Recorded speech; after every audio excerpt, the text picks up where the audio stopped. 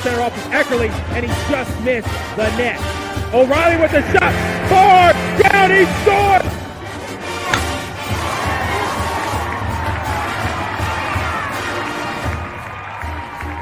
Come from behind for a month, now with the lead, they're getting a little wobbly. Philadelphia, they won't get it! Wow! Edwards pulls off and buries the flag!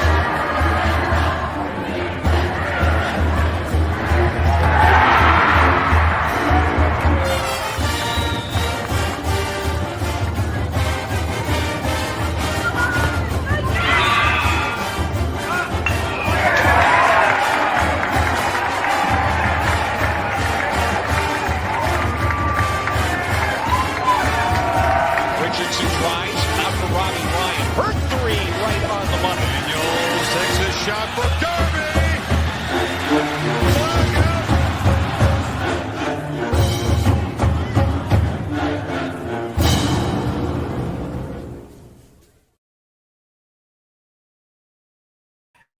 Welcome into Pitchfork Lunch. Yes, sorry for the lateness. Again, my bad. I should have put up a program reminder. I did not realize practice went a little long today for football.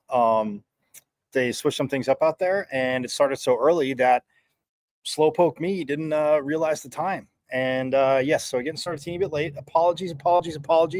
But I'm glad you're here for Mike, what day is it? Hump day. Woo woo. Yep, that's for my mama. She still loves that commercial. Like I tell you, Pitchfork Lunchers every day. But it is Wednesday. So glad you joined us for this episode of Pitchfork Lunch, be it an abridged version, but nonetheless, we got it rocking and up. So yes, at Diablo00 on X, artist formerly known as the Twitter, as you guys know. Again, you can check the show live out there every day, Monday through Friday, 12 to 1. My IG, Michael.Carrotsnudo.5. Yes, I know you know that too. And the YouTube channel, guys, again, working on some interviews coming up. I got some good sound from practice today, but you can watch live on YouTube, which is awesome. But then you can also, if you should subscribe to the channel anyway. And if you do subscribe to the channel, which is very, very, very awesome, you can go back and binge watch all the stuff you missed. And again, you missed a lot of phenomenal interviews. I'm just going to tell that to you. You've missed a ton of phenomenal interviews, coaches, players, insiders, all that good stuff here on Pitchfork Lunch. So yes, but it's at go to YouTube, as you guys, I'm pretty sure you know how to get to YouTube. It's a invention that'll I think last. Right? No, but go to YouTube and then you see my name, Michael Carrotsnudo, but it's at M as in Michael, V as in Victory, C as in Champ 005 at MVC005 on YouTube, and subscribe. Again, get all caught up with all the stuff that you've missed, interviews, everything. I know I reference them sometimes, a lot of times. So again, you can go back and check it out. And for those of you watching, you can let your friends know that you can now listen to Pitchfork Lunch Live every day, normally from 12 to 1.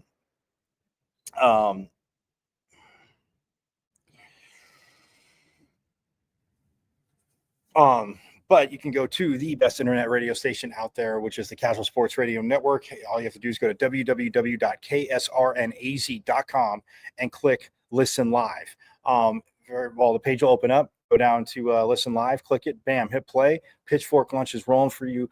Awesome Sun Devil coverage on the Casual Sports Radio Network. It's awesome to be able to have that coverage. Casual E invited us in, and very, very stoked, like I've been telling you guys, to be there. So if you're meeting your friend at lunch again, or if you're going out shopping, you can run it through your Bluetooth in the car. But for those watching, let your friends know that they don't have to miss any time of it.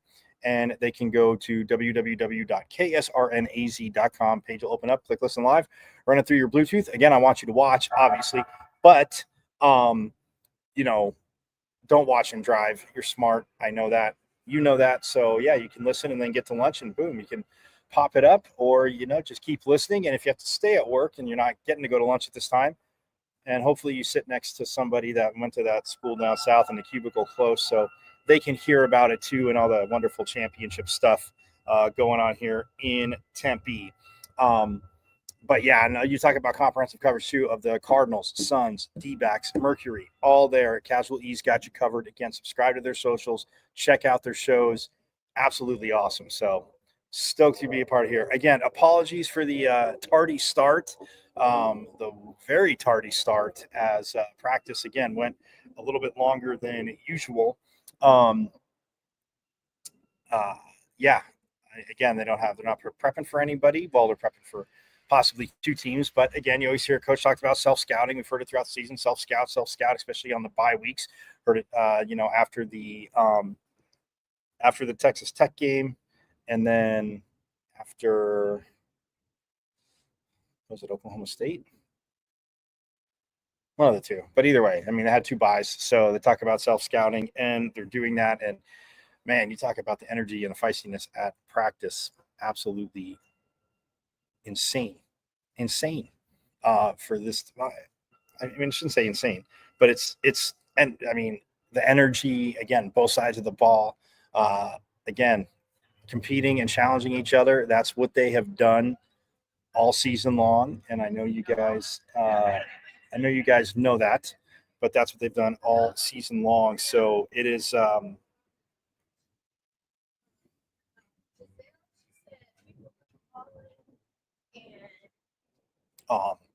but we're going to take a quick break because I want you to hear from Coach Dillingham from today, and then also defensive coordinator Brian Ward.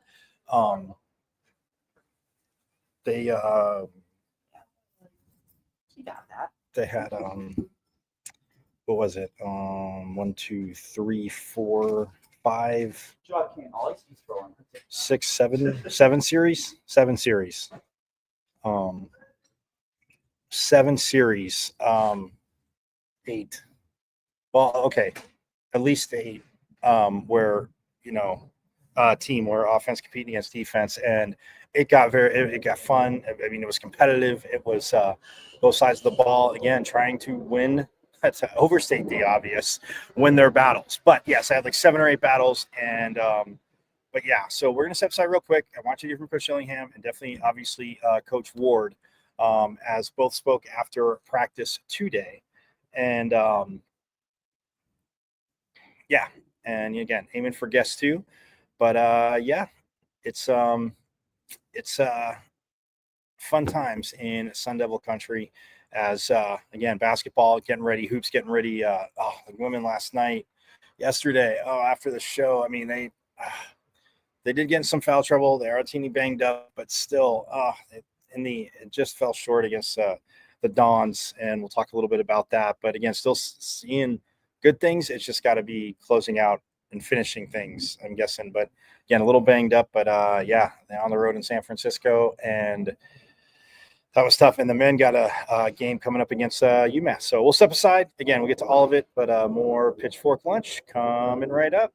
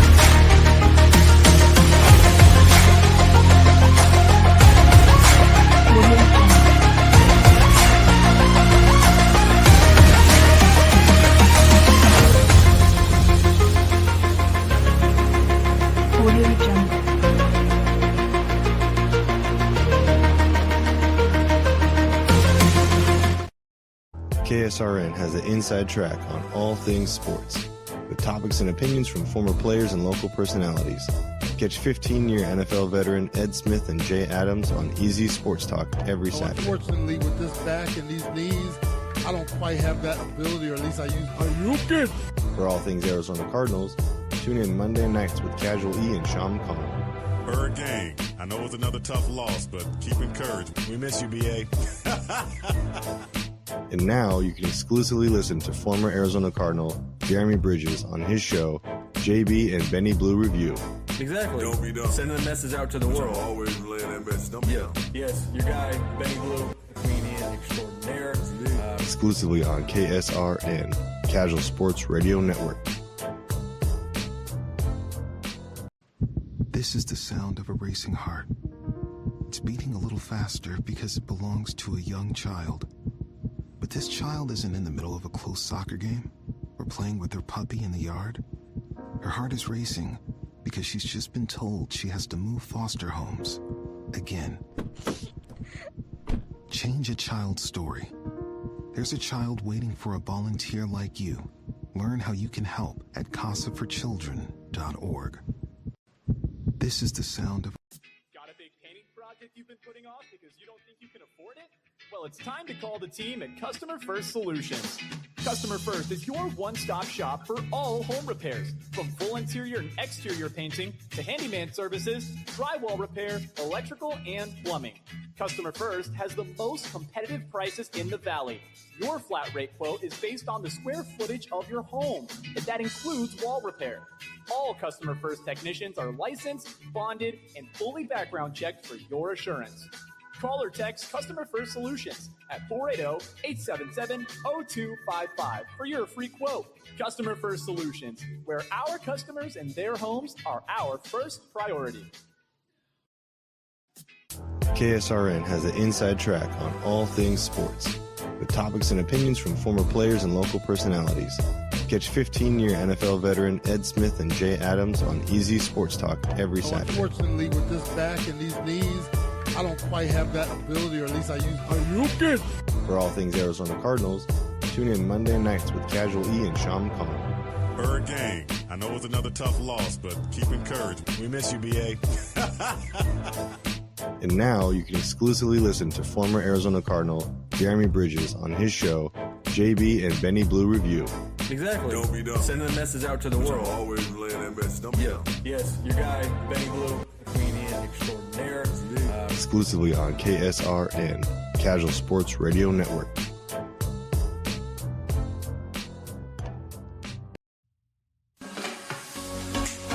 You are listening to the best internet radio station on the web, KSRN, Arizona.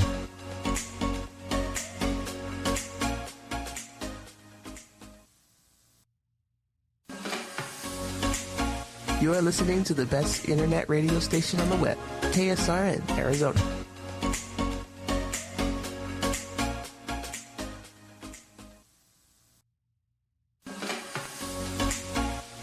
And welcome back into Pitchfork Lunch. Yes, you are listening to the best internet radio station on the web. Just wanted to belay that point, or prove that point, I should say.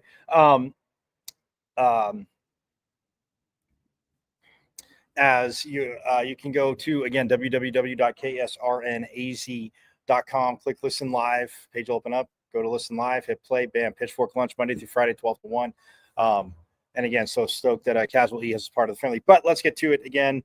Again, sorry for the late start. Was out at practice again, getting ready for the Peach Bowl, not knowing who they're playing yet. We'll know Saturday who they're playing, either Clemson or Texas. I mean, we know two of the teams that they could be playing as Clemson and Texas go to battle in that first round game. So that being said,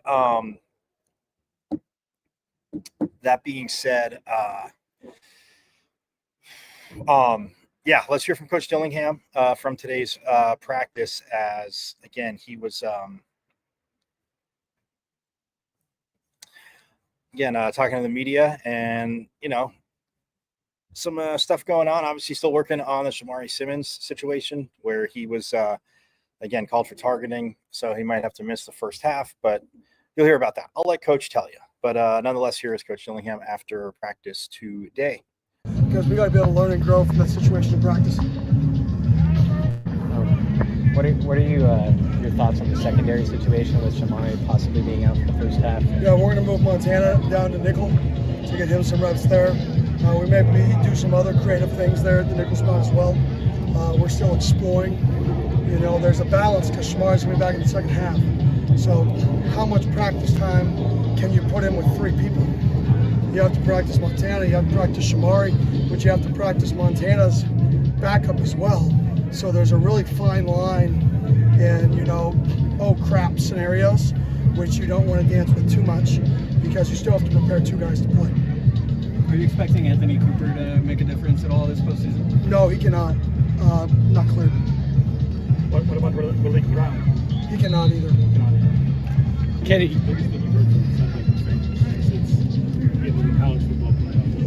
Just excitement. Like, they're happy to be back. They're happy to have the energy around the city.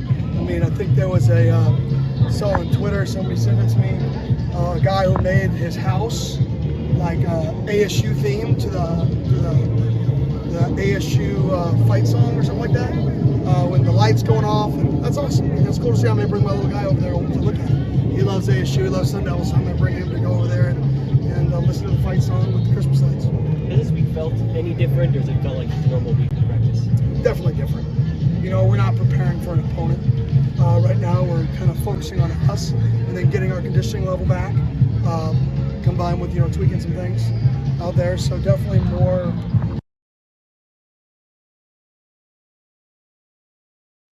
Well, it was quick, like I told you. But yeah, you heard there about obviously Shamari Simmons and Montana Warren. I mean, I talked about him back in the spring in a fall camp. This young man, I mean, even as a freshman when he came in last year, and again got banged up actually a little bit before Camp T, and then coming out of Camp T, and then ended up just missing the season, but I think was able to practice towards the end of the season, if I recall. I'll have to check with him on that. Don't quote me on that one, but nonetheless, but this year, I mean, what he was doing, and I mean, you see what obviously Alford heard from him yesterday, but Xavier Alford and Miles Rouser have done, you know, at the safety position, and I mean, you have somebody like a Montana Warren, very gifted defensive back, chomping at the bit to get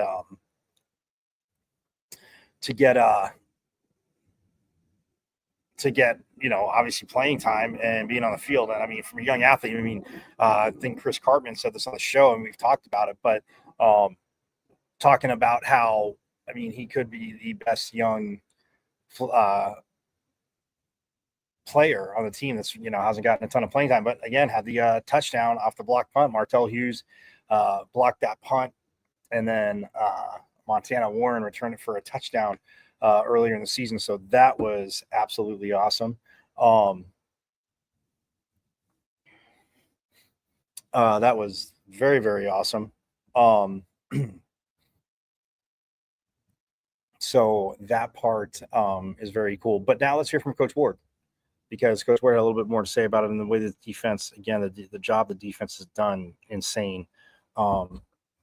They have, I mean, again, it's a deep group. And when you look at it,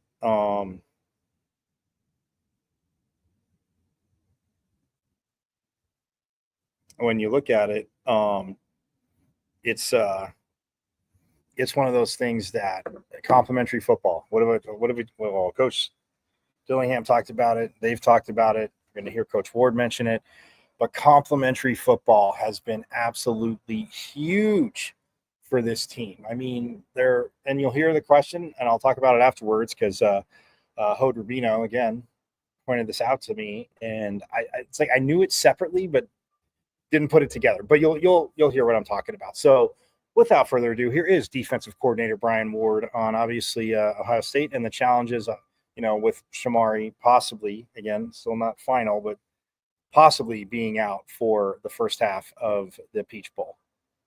Situation currently with Shamari likely being out for the first half. Can you talk about Montana kind of working a little bit there? What are your thoughts on just that general situation? Yeah, I mean, you know, again, the whole philosophy in our back end has been just be able to, you know, get guys ready and have guys in my room that have to learn all 3 positions. So we have a couple of variables that we're able to work with, and guys that have played some this year. So it's really mirrored positions. Our strong and our nickel, and a lot of what our free safety does is mirrored as well. So again, it's going to be all about personnel for us and matchups. So we're going to do, we're going to adjust our personnel based on whatever we're going to see in the ball game. What have you seen about Montana and the way he's developed this season and his ability to possibly step up in that situation? Yeah, I mean, he's been a part of our program for 2 years. He's a great athlete, and he has a ton of potential. And now it's time to show that potential. With the secondary LT departing the team, Rodney being the third corner last game in this game, what are your thoughts on his abilities to possibly step? Yeah, same thing. Guy that's got a lot of reps. He joined us last spring, so he's a guy that's had to learn our system. And he's ran with our twos ever since he got here. I mean, literally, I think after the third practice in the spring, he's been running with our twos, and so he's a guy that's gotten a lot of reps. And if we got to go to Rodney, we trust him, and we believe in his ability and his ability to execute. So we're in good shape there. And that's one of the things that I've talked about from jump is our depth. It's just something that we feel like we have that we didn't have from last year, and it's really carried us throughout the season. How have the older guys kind of helped mentor them to be able to be ready if thrown in this position? Yeah, I mean, leadership is influence, and we've had great leadership this year that's had great influence on some of these younger guys and how to approach their day-to-day habits and the day-to-day process. So, again, it's a product of the success that we've had this year. Is we have a team that's dialed in and that knows how to prepare and that trusts the process. So, having depth and having a team that's process oriented, not wins and losses oriented, has really led to the success that we've had this year, and the wins have taken care of themselves. Ryan, in your opinion, what's been the big key in flipping the turnovers out? Like your plus 14, this is the top 10 national, which is pretty remarkable. Yeah, I didn't even know that. It's one of those things you look back and you reflect, and we really haven't had a chance to reflect, nor do we want to. We want to really worry about this next game, but it's just always been a product of, we really don't change what we do on defense, and football is really about repetition. And when guys rep the same calls, the same adjustments, and the same fits, and the same the same things over and over and over again, those pictures become familiar to them. So the more familiar they become, the faster you can get the team to play. And it's also, lent itself to, what our offense has done this year. Teams know if they don't score against us, they're not going to win. Whereas I don't think last year that was the case. I think teams just went into saying, hey, let's not turn the ball over, let's not put ourselves in a bad spot, and we're going to probably win the game because we weren't putting points on the board. And again, it's a complementary football approach that our head coach has, and that Coach Dillingham does a great job with, and it's really lent itself to the fact that, hey, when we score, teams are trying to stay with us. When we push on the gas pedal on offense, we score points. When we try to play situations, teams get, offenses get impatient. When they get impatient, the ball's going to expose itself because the quarterback's going to want to drop back to pass with the ball in the air. So we've taken advantage of those situations, and last week was really exciting to see. We caused 2 fumbles on run game. Our guys just playing super fast and aggressive and putting their hats on the football, and the ball happens to pop loose. So again, it just lends itself to our guys playing faster this year, understanding what they got to do, and having something to play for. Arizona State right now is number 30 in scoring defense, number 30 in scoring offense. How much have you enjoyed the process of both sides of the ball really making each other better all year? I can't emphasize that enough. The looks that our offense gives us, going back to last spring from practice 1 to right now, they give us all the looks that we need to see, whether it's motion adjustments, whether it's formations, whether it's plays, whether it's play types. We're seeing everything. So when we have to prepare for those things with opponents, I can say 95% of the opponents that we played this year, it's really lent itself to our offense, giving our defense those looks starting in spring ball. And it's not a gimmicky deal. There's a lot of gimmicky offenses out there that are a little flash in the pan. They're flashy. Our offense just moves the ball when they need to. They score when they need to, and they do it. They do it in such a way that it really does prepare us for the looks that we need to see. What are some common mistakes in young DBs that you're trying to message to prevent from happening to guys like Montana and Rod? Really now it's just fundamentals. I mean, fundamentals and seeing those pictures at full speed. And those guys have seen a lot of those same pictures throughout fall camp, throughout spring ball, throughout the fall right now. It's just really fundamental. Staying square, standing your pedal. When you're playing deep, play deep. When you're playing short and you're playing the sticks, you got to trust the sticks and where your help is. When you're in man coverage, like where's your help? Very few times when we're in man coverage do we not have help somewhere. So just getting those guys to trust in those things, I mean, that's something that you either learn by discipline or you learn by regret, and the regret is you give up the big play or you give up a play that you could have made. Discipline is just the repetition of it. So, it's just, really, it doesn't change. The process doesn't change. There's no, we're just focusing on what we do every day and just trying to get better at those things each and every day. Coach, what can you say about the leadership of your players and how that's helped have success this season? Again, I keep going back to habits and process, and leadership is just a reflection of your habits. And you can see someone by their habits, and you can see if that's a byproduct of what the end result is. To me, that's the biggest predictor of success. And our leadership in our team, in our locker room has been phenomenal. And the consistency of those guys and their approach, just to life in general, just shows that they're going to be successful no matter what they do, not just football. And it's shown itself on the field this year. Coach, I'm trying to figure out how to give somebody credit here, right? Somebody told me that the team has adopted Kenny's personality. Kenny said, no, we're adopting the personality of our players. Who's in charge here, Coach? Well, everything starts at the top. Yeah. Everything starts at the top. I mean, any organization, you can blame whatever you want, but everything starts at the top. And he's done a phenomenal job of staying. Coach Willingham's done an unbelievable job of staying consistent throughout the process, and through the ups and downs, the wins and losses, the guys leaving and coming in, and transition, in our off the field, on the field staff. I mean, he stayed consistent. Just said, hey, this is the next step, rather than dwelling on what just happened and what we could have done. It's always about, hey, what are we going to do moving forward? And that's what's different about him than 95% of other guys that I've been around. And you see a lot of guys that are reactionary coaches, and they make decisions. They do different things and they react, and they do it out of pressure. I just think because Coach Willingham has a plan and he's working that plan, and whenever he has to adapt or adjust, he does accordingly, and the players see that.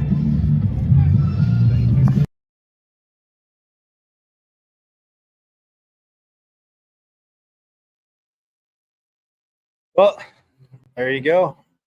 Defensive coordinator Brian Ward. And again, he's, and that question there. But the question I was referring to before sound is, 30th in,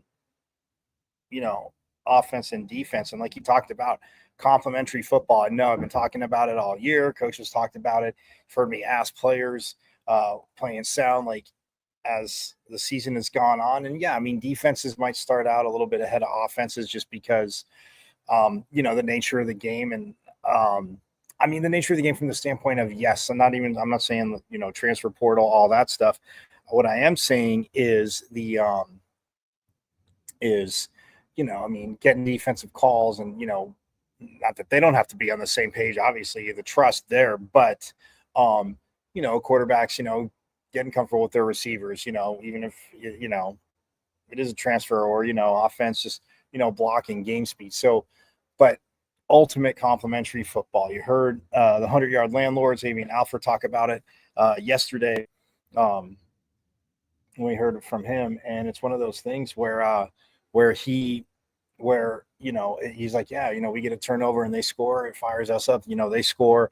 And, maybe after we gave up a score, but then, it fires us up. And your coach talk about, obviously, the 2 turnovers on the back to on the run play, Helmet getting on the ball there. So it's the complementary football school to be, 30th in the offense, 30th in the defense.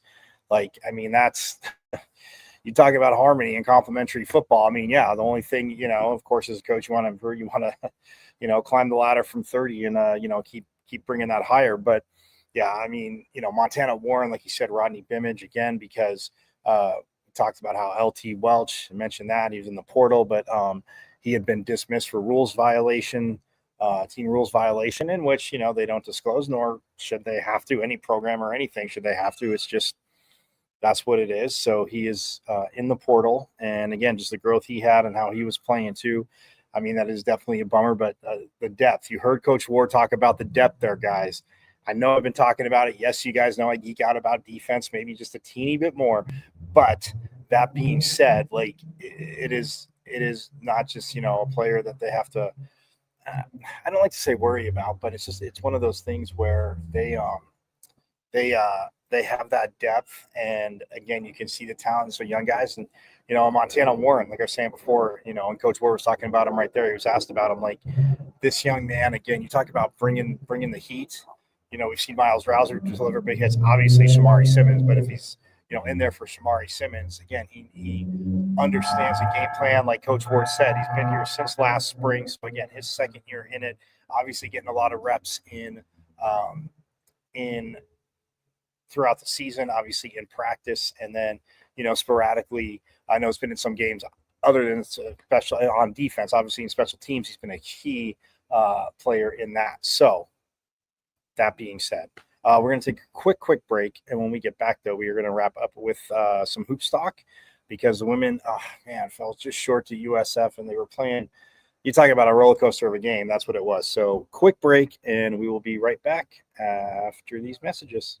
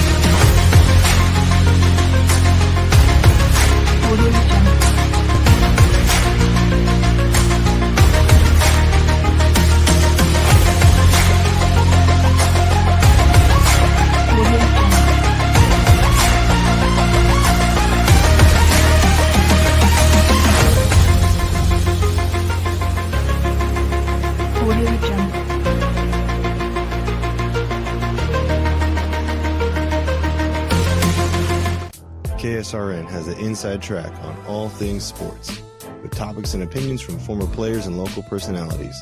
Catch 15-year NFL veteran Ed Smith and Jay Adams on Easy Sports Talk every Saturday. Unfortunately, with this back and these knees, I don't quite have that ability, or at least I use. Are you good? For all things Arizona Cardinals, tune in Monday nights with Casual E and Sean McConnell. Bird gang, I know it's another tough loss, but keep encouraged. We miss you, BA. And now you can exclusively listen to former Arizona Cardinal Jeremy Bridges on his show, JB and Benny Blue Review. Exactly. Don't be dumb. Sending a message out to the world. Always relaying that message. Don't be dumb. Yes, your guy, Benny Blue, comedian extraordinaire. Exclusively on KSRN, Casual Sports Radio Network.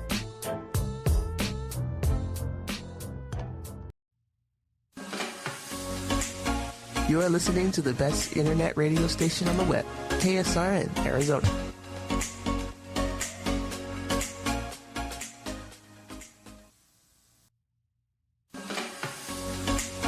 You are listening to the best internet radio station on the web, KSRN, Arizona. Yes, I was listening on KSR, and you are listening to the best station on the web. I am Michael Caratino at Diablo00 on XR, formerly known as the Twitter. Catch Pitchfork Lunch live there every day, Monday through Friday, 12 to 1. My IG, michael.caratino.5. Also, the YouTube, which go to YouTube, see my name, but it's at M as in Michael, V as in Victory, C as in Champ 005, at MVC005 on YouTube, and subscribe. And yes, on KSRN as well. www.ksrnaz.com. And again, like I said, click listen live. And once the page opens up, go to listen live. Bam, Monday through Friday, 12. And we were a little late today, but again, apologies, just entangled up at practice as football gets ready. And again, we'll be out of practice on Friday as well. So that is going to be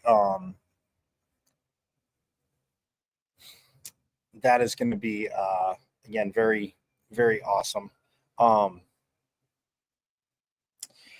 to see practice on Friday again after, like I said, today. But women's hoops, yesterday, guys, after the show was done yesterday, went and checked out the San Francisco game, and they played USF on the road in San Francisco, and they were able to they had a lead. I mean, both teams, again, it was kind of a yo-yo of a game where they both had leads, but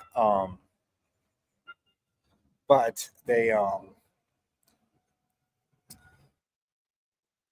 both teams were able to charge back, and ASU, I mean, had a convincing lead. Kennedy Basham did get in foul trouble. That was the tough part to it as well. She got in foul trouble.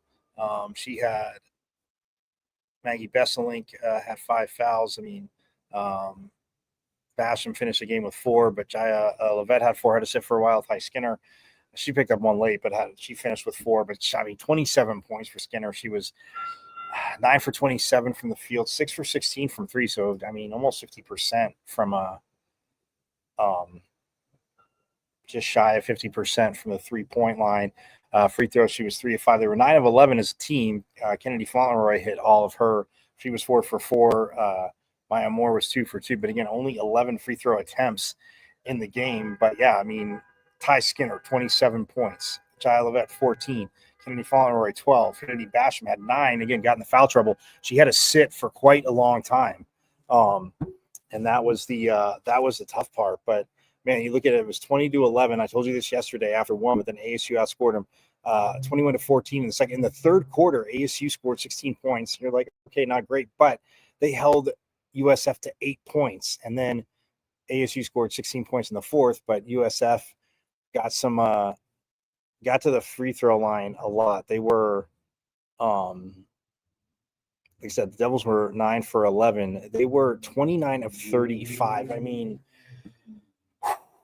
I'm not going to get into it like I said with Kyle Dodd when he was on the show. I mean, it is a thankless job, but I mean, when it is so, it's just some of the foul, it's ridiculous. Like the calls, where was the foul? 35 attempts, though, for a team that was shot 30% from the field. They were 18 for 63, 28.6% from the field. Actually, USF 2 for 19 from 3, so that's 10.5%. And then 29 to 35 from the free throw line, just about 83%. ASU was 81, shot 82%, 9 for 11. Take that. But 9 for 33, again, 27% from 3, and then 32% from the field. Neither team shot great, obviously. But yeah, I mean, just that part was tough.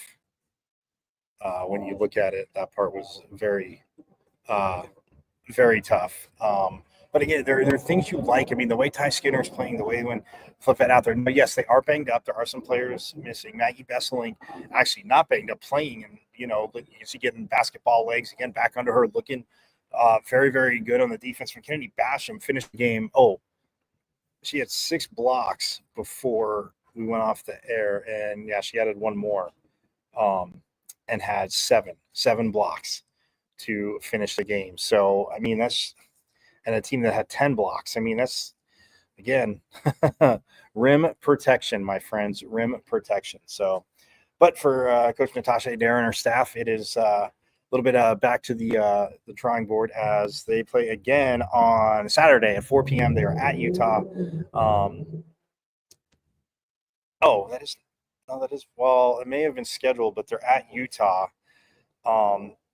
On the 21st, and then on Monday, December 30th, they have 9 days off. And then on Monday, December 30th at 1 p.m., they take on Penn here, actually at Mullet Arena. They're going to play a game at Mullet Arena, so that'll be cool. Get some hoops in Mullet Arena on the 30th after having hockey on the 27th and 28th. Don't forget the U.S. national prep team. So, but nonetheless, that was a tough one for women's hoops yesterday. But we're going to get out of here. Everybody, have a great rest of your Mike, what day is it? It's my mama hump day. Woo-woo. Still our favorite commercial. Has, yes, her and my dad named me Michael, has my name in it. They're very happy. So nonetheless, but everybody have a most phenomenal rest of your day. # our state, as always, for volleyball. Reminding me of that. And And you guys know it. As always, forks up. I went to Arizona State. Right. I'm a Sun Devil, man. 27-yard line. That's a great call. Blake Baker, Plummer will put it up, throws over the middle. Touchdown. Great play. That's a way. Trying to center off to Eckerly, and he just missed the net. O'Reilly with the shot. Far down, he scored.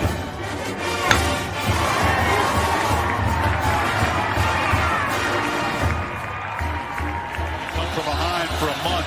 Now with the lead, they're getting a little wobbly. Philadelphia, they won't get him. Wow! Edwards pulls up and buries a flag.